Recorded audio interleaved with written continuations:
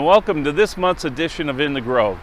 I'm Jeff Frankie, and today I'm at the Elk Grove Village Historical Museum, and I'm going to be interviewing the new museum coordinator, Grace Heiderman. I've heard a lot of great things about what she's done with the farmhouse, and I'm excited to speak to her and maybe even find out some new things about the history of Elk Grove Village. So stay tuned, and we'll be right back after this. Our son Arjun was 6 weeks old and already had his first intestinal surgery when he was diagnosed with cystic fibrosis. CF is a rare, genetic, life-shortening disease that affects every organ in the body and makes breathing difficult. At age 3.5, Arjun looks completely normal, but on his belly are scars from being in the operating room 9 times, which can be a reminder of our family's daily fight to extend his life. Thanks to the Cystic Fibrosis Foundation, we know we are not in this fight alone. When the foundation was founded in 1955, children with CF rarely lived long enough to attend kindergarten. Today, thanks to the foundation's groundbreaking research, advocacy, and care, some people with CF are attending college, getting married, and starting families. But there is still much work to be done. Until CF stands for Cure Found, for all people with CF, including those like my son Arjun, we will not stop. Help us add tomorrows. Visit cff.org today.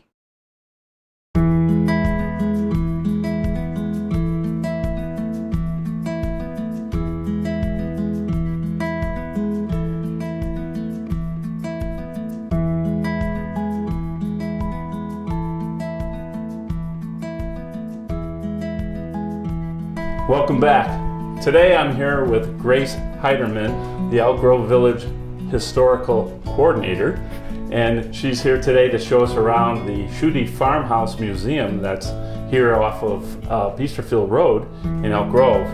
Welcome. Hi.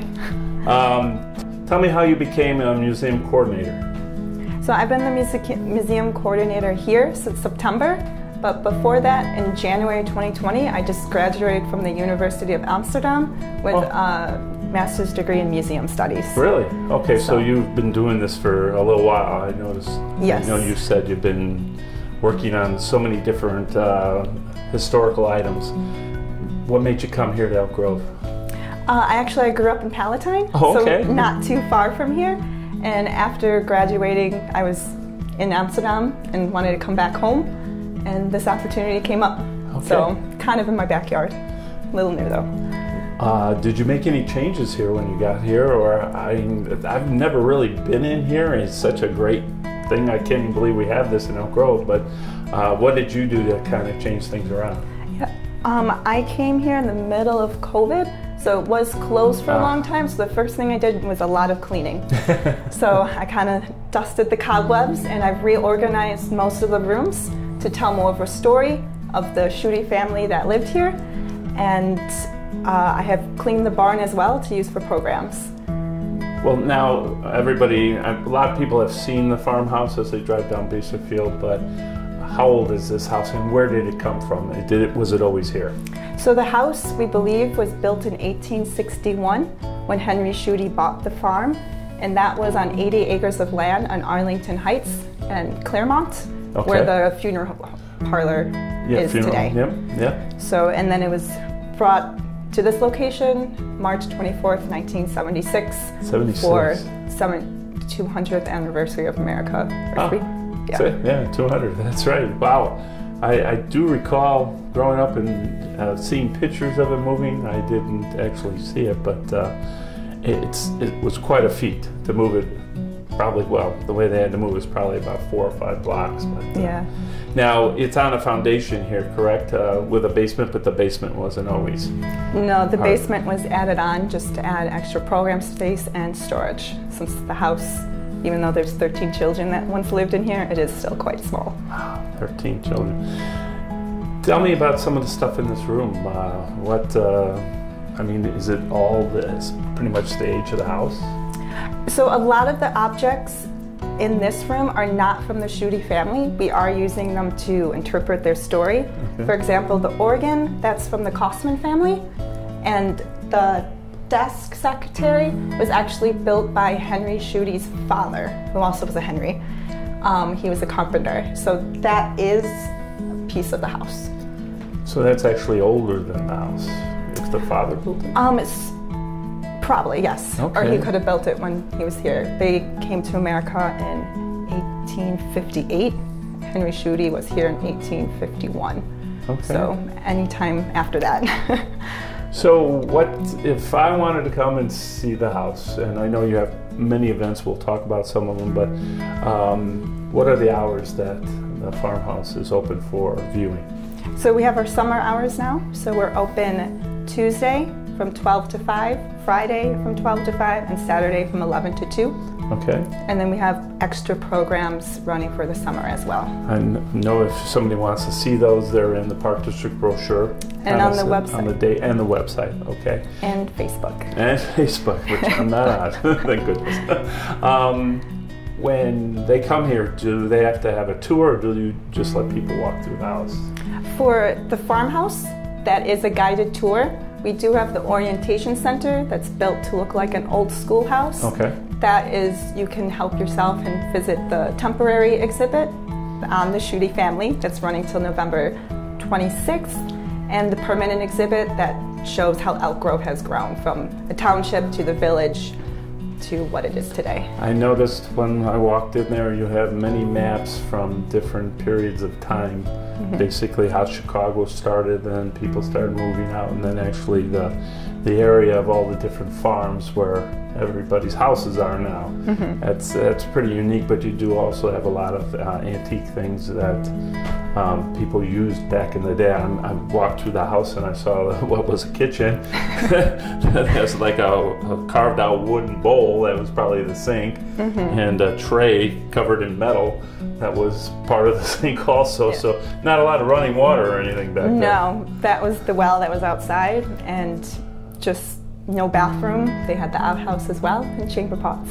Okay, and then people see that this part of the house was added on by one of the Schuttes.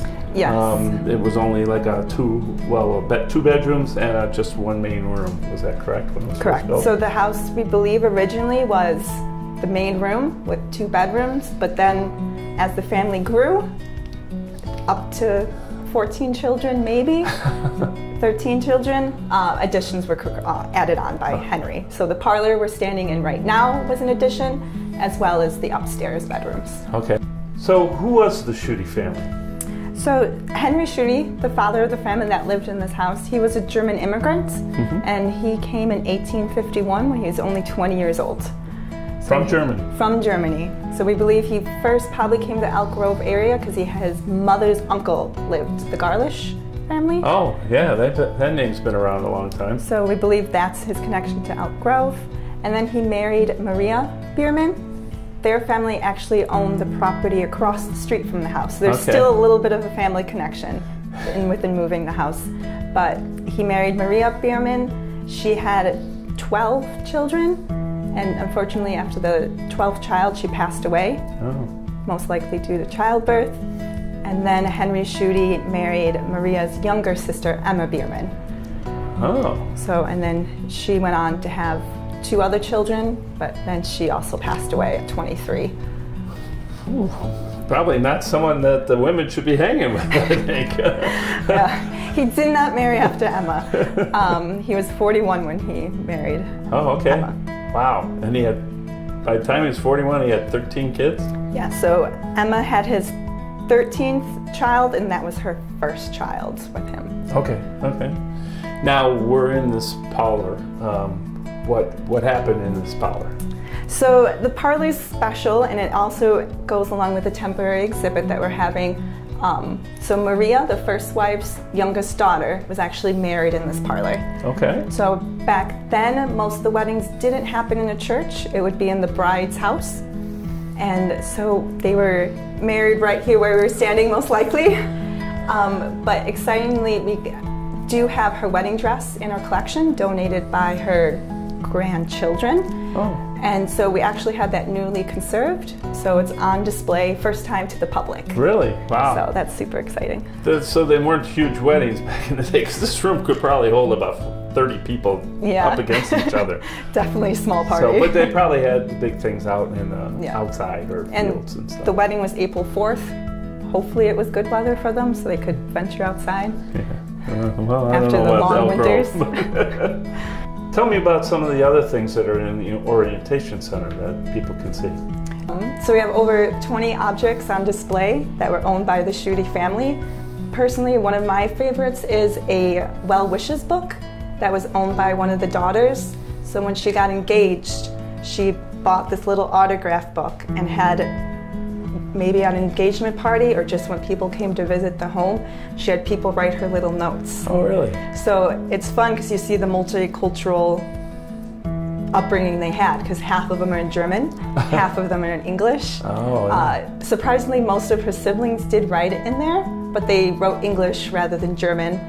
But even what's adorable is even after they wrote their little notes to her, she went back and probably cut from somewhere magazine or I'm not sure what, all these little pictures, like some flowers or a little bird, and she went back and glued all them on the pages. Wow. So it's just a little bit that she cherished probably for her whole life. Oh my goodness, and the grandchildren donated this, or? We believe it was. Oh, actually this one was actually donated to the Itasca, because Itasca Historical Society, because the Schutte's land was originally on Devon, so right at the border of Itasca and what is now us. Yes. It was originally donated to them, but Ryan Lindy, he actually helped a lot with the exhibit. He knows so much about the Schutte family.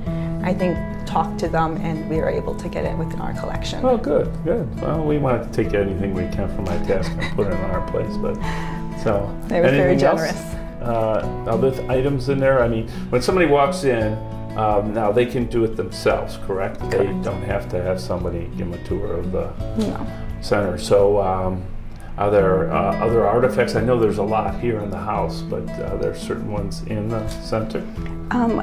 Bringing up Emma again, his second wife, one of the only pictures we have of her is actually on display. It's Henry, her husband at the time, herself, and their first child, all in a studio portrait. Oh, all right. Because back then, there was no such thing as the snapshot. You don't have your phone. So most of the photos on display are studio pictures. Okay. Because they're quite formal. But even though it's formal, it's still very cozy because it's just the three of them. So the pictures that are around inside the farmhouse, are any of them taken in the house, or are they all from the studio here? Not that I know of. We have any that taken within the house. The picture actually behind us is a copy of original picture of Henry Schutte. So I think that's the closest thing we have to, or a picture within the house that has to deal with the Schuttes. Now, are there other pictures in the center that show other things in Elk Grove during that time, like other farms or fields, or is it all just the Schutte family? Yeah. Within our archives, it covers all of Elk Grove. We have lots of information on like the early farming families, and actually that's something I'm hoping to work on for the next temporary exhibit, is to concentrate on Elk Grove families. Sure. And bring out all those pictures. I've been going through the archives and we have family folders of all this information. So I've been going through those and looking at the prominent families. And we also have lots of oral histories that I'm hoping to go through and let people hear those finally. Oh, yeah. So, and that's a lot of old timers from Elk Grove that I'm so glad that we have their story. Yeah, well, I heard from, I moved here in '59 and heard the old timers that were here with the farm fields before that, but unfortunately they're all gone. It's been a long time, but you just get a little bit added, and people, I think if people could come in here and take a look at the maps of just where they live now, whose farm it was that they live on, I think that would be pretty cool. Just today we had a school program come in, or a summer camp program come in, and on one of those maps there was a young girl looking at it, and she's like, "That's my last name." She actually found her last name on the map. So she found her ancestors' land. Oh, wow. It was very cute. She's like, "That's me." I'm like, "Really?" So that was a lot of fun. Oh, that's nice. Well, Grace, thank you so much for opening up the house for us to take a look at. There's so many great things here that I can't wait to come back again and actually take your tour so I could learn things about it. You've done a phenomenal job here, and we look forward to many more phenomenal things, and I look forward to your beer fest, so I will be by. But thank you so much again for having us. I appreciate it. No, very much appreciate that you guys came along. Great, thanks. We'll be right back after this.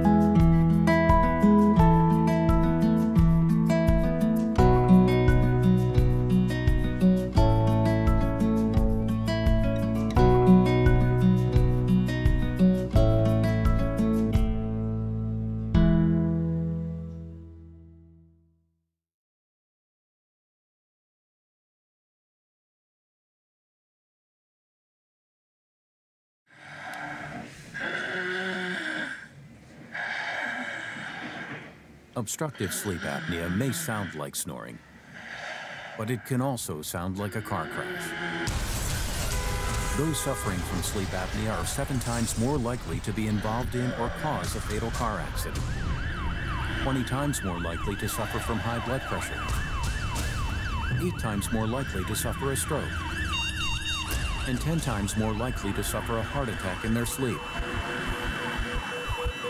While it may only sound like snoring, sleep apnea is a serious and even life-threatening condition. But it can be successfully treated. Consult with an oral and facial surgeon as part of a sleep medicine team to find out if your snoring is more than just snoring. Oral and facial surgeons are the experts in face, mouth, and jaw surgery. Learn more about obstructive sleep apnea at myoms.org. I'd like to thank Grace Heiderman and the Elk Grove Village Historical Society for having us today. It's one thing reading about this history or seeing photos of it online, but actually getting to see these objects in person. It's really amazing. Grace and the museum staff have done a wonderful job here, and I really urge the viewers to come out, check it out in person. I also like to thank the viewers for joining us once again, and I hope to see you all next time on In the Grove.